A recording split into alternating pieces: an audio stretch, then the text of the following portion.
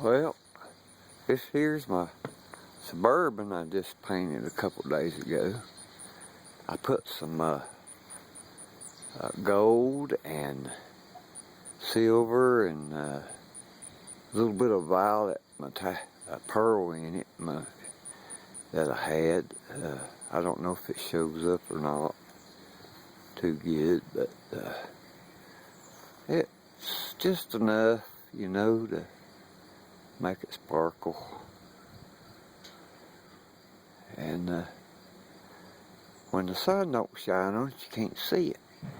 It's like it's weird.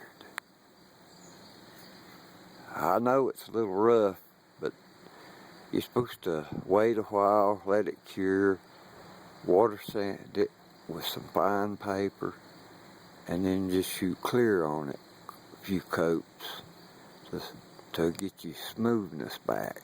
It's rough because the metallic is actually sticking out of the paint in places, but and the pearl and stuff, but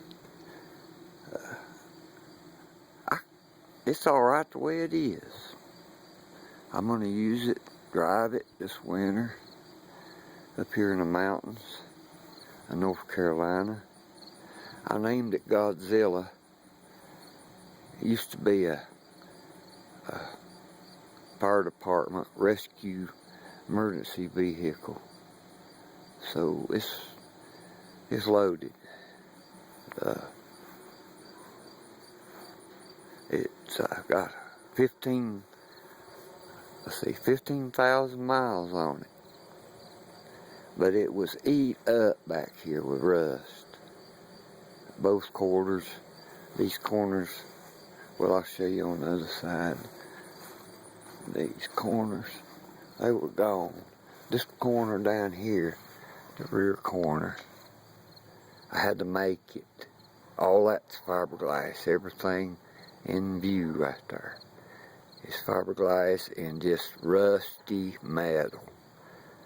I put 3 layers of fiberglass tiger hair on it and shaped it, and then used a little Bondo just to cover the hair and the bubbles on the fiberglass. Now she's thick too. I wanted to make it thick, you know, and I undercoated it real good on the back side, so it's just sealed up. You got to do both sides. You can't do just one. Expect it to last. The front wasn't too bad. The other side was. I had a screen to start with, a shape. That's all I had to start with. But that tiger hair's pretty thick. You just put it on there. It looks like hell. But grind her down to a shape and just keep putting some more hair. Pretty soon, well, hell, that's what you make Corvettes out of. It's waterproof too. Like Bondo ain't waterproof. Once you sand it, it's just not waterproof. And if you don't undercoat the back side of it, you're just wasting your time. But I always use fiberglass as a base. Tiger hair. This front end's new. It slid into something in the snow, but the front end's new on it. There wasn't a bit of rust back on the front. It's 83, by the way. I believe it's got a 400 small block in it, because she's peppy. Overdrive. I just love it. I left the light bars on it so people could recognize it. And I left the cargo or ladder, or what they call that board they go get them skiers with broke ankles. Stretcher, that might be worse. A ladder, hell, I don't know. It had some ski clamps on the other side, and I don't ski, so I took them off. It had the big mirrors on it and the little ones. I didn't want the big ones on it. I don't need them. This is just gonna be my workhorse. My get me where I need to go vehicle. It's I like the 2 doors on the back. It's 83. Reason I like the 2 doors is it looks more like a van. And here's the interior. It's got a nice headliner with lots of lights in the top. It light up the world in here at night.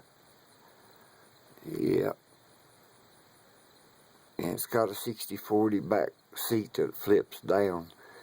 Somebody put that in there. It wasn't in there when it was a emergency vehicle. But that's cool. And she's heavy too. Ever in a pickup, unless you got a load of wood in it. So that's my recent vehicle I've been working on. I even got it tagged 2 days ago. Yeah, I thought I was going to have to get it inspected, but for some reason they let it go in North Carolina. It's almost 30 years old, and it's perfect. And why does it need to be inspected? Well, that's video number 7, I believe, on my list. I'll have one more coming up soon. It looked good. A tribute to Old Gray. Well, that's it for now.